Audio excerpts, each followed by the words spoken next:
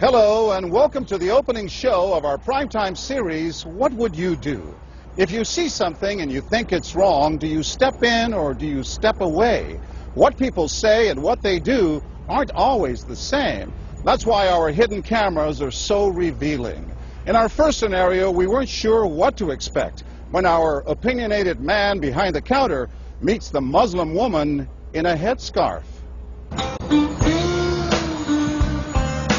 Deep in the heart of Texas, at this little roadside bakery, bigotry is being served with the coffee and bacon. Sir, I had a question. No, ma'am. We don't serve Muslims here. I'm sorry?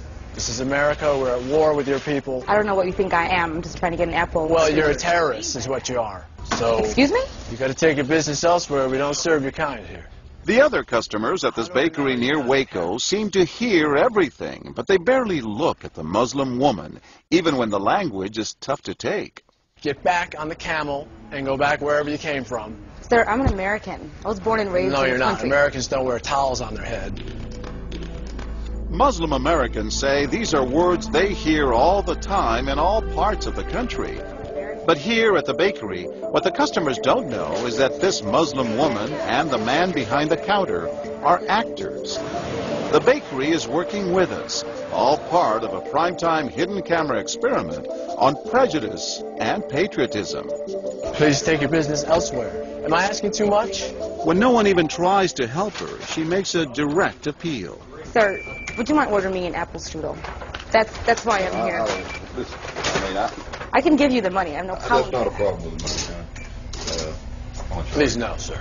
Huh? I'm not going to let you have order. a job. But when he gives her the cold shoulder, she finally just leaves. You could have helped her out. You could have spoken up. Why not? Me speak up for her? Well, if he tried to do some harm to her or something, then I would have. But why not try to set him straight? I really think that a person that owns his own business should be able to say who they sell to. She's not American. Others seem to agree with our actor as to who's an American and who's not. Is it all based on the way we look? I'm an American citizen. I just would like an apple strudel, please. Well, I'm sorry. Then why don't you dress like an American? You're this so is American. for religious purposes, sir, and I don't think you have any right to say anything. So I'm religious. I don't wear, Halloween costumes around. I mean, am I wrong here, sir? Not me. I run no. my business the way I want to run. That's right. Don't come in here without shoes and skirt on. This customer is adamant that the man behind the counter is doing the right thing. I'm ready for you. But the fact is, it's against the law to deny service to someone based on their race or religion. My name is John Quinones, and I'm with ABC News. What did you think of what you heard here? I didn't hear anything racist. He told her he wouldn't serve her. Well, he can say he wouldn't serve you if you come in here barefooted without a shirt on. But she wasn't barefoot or without a shirt on. Well, she wasn't dressed right. What do you mean? If I was running a place, I'd do the same thing. You wouldn't let Muslims shop at your store? I sure wouldn't. We never expected customers to be so candid. How do I know you don't have a bomb in there? Watch what happens this time when, once again, our Muslim woman is denied service This is not right. and again leaves. I mean, we reserve the right to not serve. That's right. Certain kind. That's right. That's, I appreciate seeing that. I think that's the first time I've ever seen that. He not only commends the man behind the counter for his discriminatory behavior, but he gives him the thumbs up, not once, but twice, Good job. All right. as he leaves. Sir, could I talk to you, sir, for a second? But when I approach, Sir, we're with ABC News. there is no thumbs up for me. We staged a little experiment in there to see how people would react to that kind of attitude. You're not an American. I am an American. That man took it a bit farther, telling me I'm not an American. He was threatened. Jack DeVideo is a social psychologist at Yale University. So when we as Americans feel threatened from the outside, we're going to define ourselves in very rigid fashions. Either you're with me, and if you're not really one of me, then you must be somebody else who's against me. The young woman in our experiment is an actor, but for this woman, discrimination is all too real. Nahaya Javed helped us design our experiment. Although born in Chicago, she says she's constantly characterized by fellow Americans as the enemy. They always start off with, you're a terrorist, Osama lover, towel head, camel jockey, on and on. While attending college in Texas, she says she continually suffered verbal abuse and has even been physically attacked just because she's Muslim. They assume I'm not from here, and if I tell them I'm American, they're like, no, you're not. Just because you were born here doesn't make you American. And I'm like, so what makes you American? It's a daily battle. Mm-hmm. And I don't feel like living in America, I should have to fight this battle. Meanwhile, back at the bakery, our actor is at it again. But how do I know you're not a terrorist? Terrorists look like you. But this time the customers are sympathizing with the Muslim woman. You got a question. Come on. Right, I know, but can you blame me? Yeah, I can't blame you, actually. Why? What's the problem? All right, we'll get out of here. You need to go yourself, actually. What do you need to do? Okay, sir. I'm a good American, all right? We're at war with these people. My dad's a veteran. Go yourself. So is mine. And he's not the only one who walks out in anger. You need to stop segregating against people. It's wrong. Excuse me? She's an American. No, like you're a bad American. Time and again, people speak out with their pocketbooks. You lost a couple of customers, just so you know. But look what happens when this man threatens to leave. You're not a good American, sir. I believe I am a good American.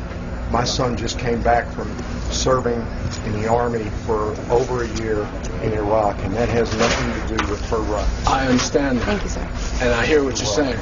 But I can't believe you would be so discriminatory. I'm deeply offended by that. I'm sorry to offend you, sir, but I've got to live with myself. Seething, the man vows to fight back. I will let people know this. I've stopped here every time I've come by this place, and I'll never stop here again.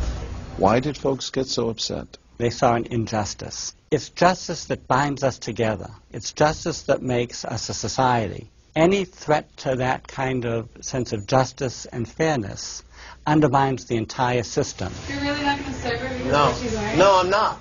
Perhaps that's why more customers are outraged by our actor's hateful behavior than approve of it. You're not dressed like an American. But no one is more persistent than these two young women who can't believe what they're hearing. Take your jihad, take it back out to the parking lot. Excuse me?